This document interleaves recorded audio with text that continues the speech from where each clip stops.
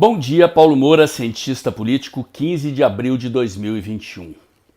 Partidos abertos ou partidos fechados? Partidos permeáveis à influência dos cidadãos ou partidos rigidamente controlados por seus dirigentes? Essa é a minha contribuição de hoje a você que quer compreender como funciona o sistema partidário e a você, conservador, que está refletindo sobre a falta de um partido autêntico conservador de direita no Brasil. O foco desse canal é fazer análise política posicionada no campo conservador, à luz da ciência política e da teoria da comunicação, e ajudar você a compreender dimensões ocultas do sistema político partidário brasileiro, da dinâmica da conjuntura. Se você acha que o canal está contribuindo para você aprender coisas novas, a ter informações que você não tem em outros canais, faz um pix aí, ajuda o canal a crescer, ajude-me a expandir os conhecimentos que eu estou disponibilizando aqui, compartilhando os meus vídeos para sua rede de contatos. A você que já contribuiu, meu muito obrigado e acostume-se aí a pingar um trocadinho todo mês aqui no canal, ok? A você que não contribuiu ainda, sempre é tempo. O pix é de graça, não tem taxa bancária, a doação pode ser feita a qualquer momento. Inscreva-se também no meu canal do Telegram, o Dextra by Paulo Moura. Lá eu posto diariamente os links das notícias e análises do meu site, o dextra.jor.br, e logo cedinho da manhã os links dos vídeos que eu posto aqui no canal. Vamos lá, gente, vamos a uma reflexão então sobre funcionamento dos partidos, sistemas partidários. No vídeo de ontem eu abordei uma questão bastante interessante, que é a contribuição do cientista político Robert Michel, cientista alemão, sobre a questão da lei de ferro da oligarquia. Ou seja, o que dizia o Robert Michel? Que todos os partidos são organizações complexas e, como tal, demandam uma direção especializada na gestão da máquina partidária. A lei de ferro da oligarquia é uma lei sociológica sobre o funcionamento dos partidos que diz que essas burocracias partidárias tendem a se encastelar no comando dos partidos, a tentar se perpetuar, a se eternizar no comando das legendas e, com o tempo, à medida em que vão se consolidando nos cargos, vão se distanciando da causa, da luta que é o motivador da existência do partido, a defesa de ideias, a representação de interesses na sociedade, para defender os seus próprios empregos como dirigentes partidários. Esses são modelos típicos de partidos fechados. Todas as organizações, inclusive as não partidárias, tendem a essa burocratização, ou seja, quando você tem um corpo de administradores, de pessoas especializadas em administrar as coisas, elas com o tempo desenvolverão essa tendência a se perpetuar no poder, e nos partidos políticos não é diferente. O interessante aqui é a contribuição que o sistema partidário norte-americano dá ao funcionamento dos partidos. É um sistema único. Eu já fiz uma live aqui no canal sobre o sistema político eleitoral norte-americano, vou botar o link aqui em cima, não vou repetir tudo o que eu disse na live, porque é uma análise bastante completa sobre todo o funcionamento do sistema político eleitoral americano. Vou me ater aqui exclusivamente na questão do funcionamento dos partidos e das eleições primárias. Em oposição a este modelo oligarquizado, burocratizado, fechado dos partidos, que caracteriza a maior parte dos partidos brasileiros, o sistema político norte-americano ele é permeável à participação dos cidadãos e a principal ferramenta de influência do cidadão nos destinos do partido é o mecanismo das eleições primárias.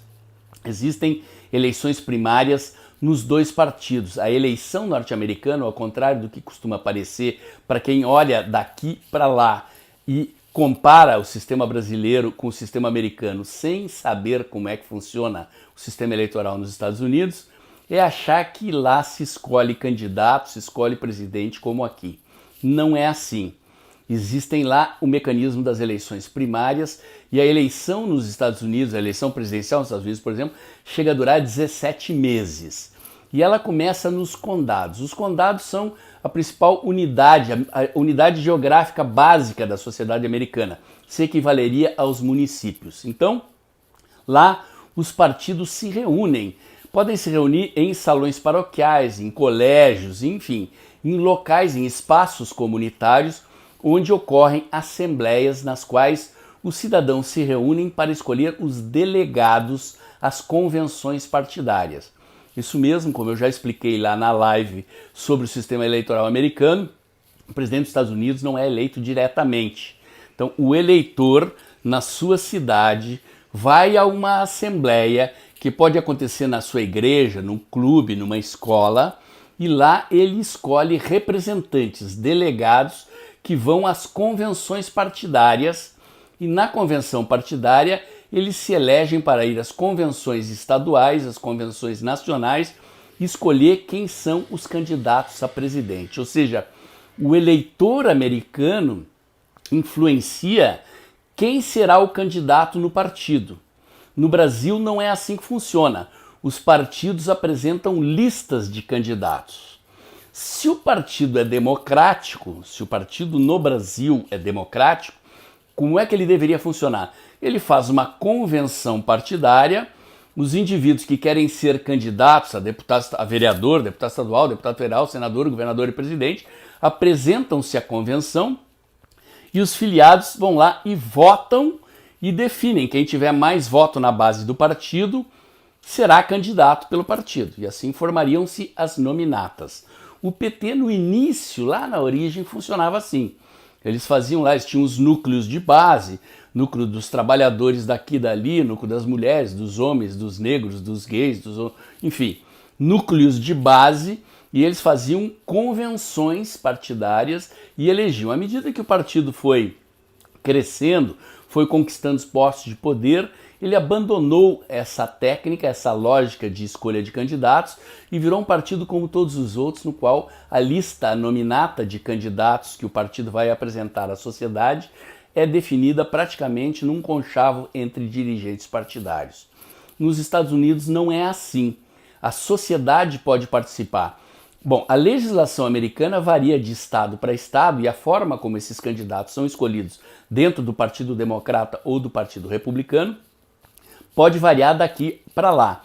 Pode ser voto em urna, pode ser voto em assembleia, levantando a mão, e tem algumas características muito interessantes. Em alguns estados, por exemplo, vamos supor que eu sou um candidato republicano negro e quero influenciar a escolha do candidato do Partido Democrata.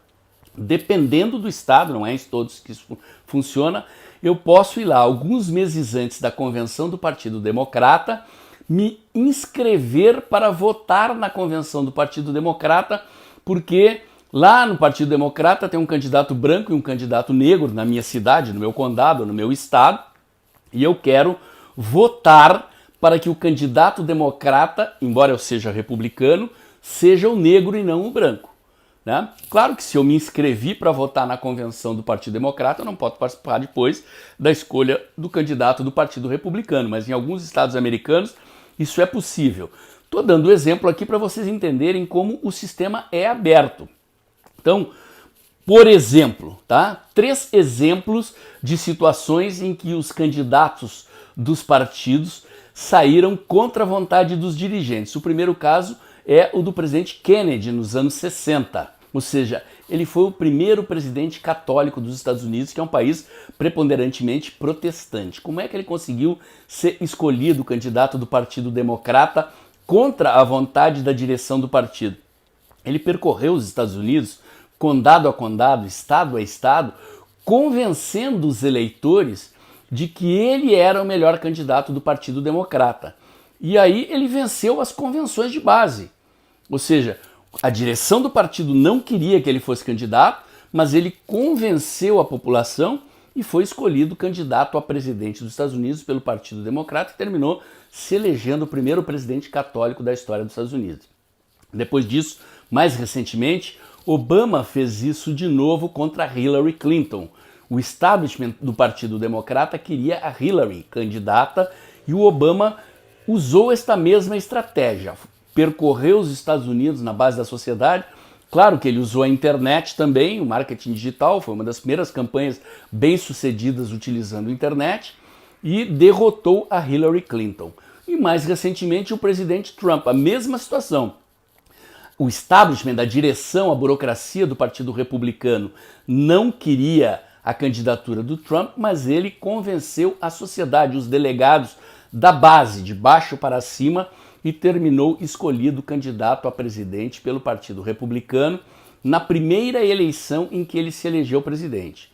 O presidente dos Estados Unidos, ele é automaticamente candidato do partido à reeleição. Então, quando um presidente vai concorrer à reeleição, esse processo não acontece, né? Então, as primárias aconteceram nessa eleição que passou apenas no Partido Democrata. Então, isso é uma coisa muito interessante, porque isso ajuda a eliminar a burocracia, a oxigenar o partido, a permitir que a sociedade influencie o destino do partido, inclusive a mudança de dirigentes, a escolha de candidatos e assim por diante. No Brasil não é assim. À exceção desse breve período aí em que o PT funcionava dessa maneira, eles chamavam as primárias do PT de prévias, eleições prévias. Então eles faziam uma eleição interna e os membros do partido, os filiados do partido, participavam dessas convenções, iam lá e votavam e escolhiam as nominatas de candidatos. O PSDB andou ensaiando isso algumas vezes. Então os tucanos, quando a direção quer uma coisa e a base quer outra, eles vão lá e ameaçam uma prévia, uma eleição primária, e para derrotar o Dória, tirar o Dória da parada, eles ou ameaçaram fazer uma eleição primária. O Dória desistiu, foi candidato a governador. Então são poucas exceções. Eu desconheço que outros partidos no Brasil tenham feito eleições primárias. No caso brasileiro, os partidos são extremamente controlados pelas suas direções. Por que eu estou dizendo isso? Porque você aí que está pensando em ser candidato nas próximas eleições, você ativista conservador, a quem no vídeo de ontem eu já aconselhei, procure logo um partido, se filie, defina por que partido você quer concorrer e comece a trabalhar desde já, vai ter que beijar a mão de dirigentes partidários para conseguir essa vaga. Sim, não se iluda, não imagine que basta se filiar e querer ser candidato para ser candidato. É preciso conquistar a vaga e para isso é preciso a bênção das direções partidárias. Em geral, os partidos são extremamente burocráticos, controlados pelas oligarquias dirigentes, e é preciso ir lá, beijar a mão dos dirigentes para conseguir a vaga. É muito importante, portanto, que isto seja bem negociado. Você tem que avaliar as condições que tem de se eleger por esse partido.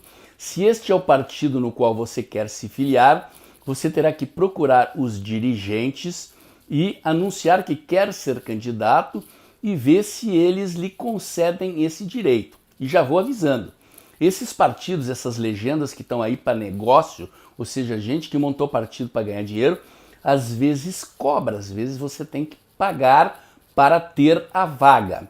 Isso mesmo, já imaginaram, né? Não basta ter que pagar a campanha eleitoral, ainda tem que pagar para ter a vaga. Gente que topa esse tipo de jogo certamente não está bem intencionado na política. Imagina pagar um caminhão de dinheiro para ser candidato, mais outro caminhão de dinheiro para concorrer e depois se eleito. Imaginem o que ele não vai fazer no mandato para tentar recuperar o dinheiro que gastou para ser candidato e depois para financiar a eleição. Mas é assim que o jogo funciona. Vários desses partidos fisiológicos pequenos que existem por aí, eles são oligarquizados na nascente, eles têm dono, ou seja, uma direção partidária férrea. Os diretórios estaduais, municipais e zonais são comissões provisórias. A legislação permite que um partido, quando está em formação, em vez de criar o diretório definitivo na zonal, no município ou no estado, ele cria comissões provisórias, e esses caras vão mantendo as comissões provisórias enquanto quiserem. Por quê? Porque se o cara que está na comissão provisória contraria o dono do partido, ele vai lá simplesmente e destitui a comissão provisória, muda os dirigentes por algum cupincha para continuar controlando quem é que manda nos diretórios zonais, municipais e estaduais. Ou seja, a oligarquização, a burocratização dos partidos, que o Robert Michels estudou lá no início do século XX, que seria um processo que vai burocratizando e oligarquizando os partidos ao longo do tempo, afastando os partidos do seu programa da luta pela causa e transformando os partidos em máquinas burocráticas controladas por uma pequena cúpula de dirigentes, no Brasil já nascem oligarquizados e burocratizados. São partidos com dono. E é por isso que o presidente Bolsonaro tem dificuldade de se acertar com alguma legenda para concorrer. Porque esses caras, eles querem o presidente Bolsonaro? Claro que querem. O presidente Bolsonaro, ao se filiar num partido, vai atrair votos e o partido vai eleger muitos deputados e, consequentemente, vai ganhar mais dinheiro do fundo eleitoral, do fundo partidário e ter mais tempo no horário de propaganda eleitoral gratuita. Mas eles, como eu posso dizer assim, alugam a vaga, não vendem a legenda, não entregam o controle. E o presidente Bolsonaro quer controlar o partido, quer saber quem será candidato, autorizar os nomes que serão candidatos ou que ele não quer que sejam candidatos pelo partido no qual ele vai se filiar. Mas isso é um problema do presidente Bolsonaro. O nosso problema da direita conservadora brasileira é que nós não temos um partido autenticamente conservador. E, portanto, você aí que quer ser candidato a deputado em 2022 tem que saber que o jogo é jogado desta forma. Fica a dica. O vídeo de hoje era esse. Se você gostou, curte, comenta, compartilha. Lembre-se de se inscrever aqui no meu canal do YouTube, no meu canal do Telegram. E se você acha que aprendeu alguma coisa nova sobre o sistema partidário brasileiro e norte-americano, se teve informações aqui que não encontra em outro canal, faz um Pix aí, ajuda o canal a crescer. Se você tá mal de grana, não consegue dar nem 5 pila de contribuição, compartilha meu vídeo, ajuda os conhecimentos que eu estou colocando aqui a chegarem o mais longe possível em toda a sua rede de amigos.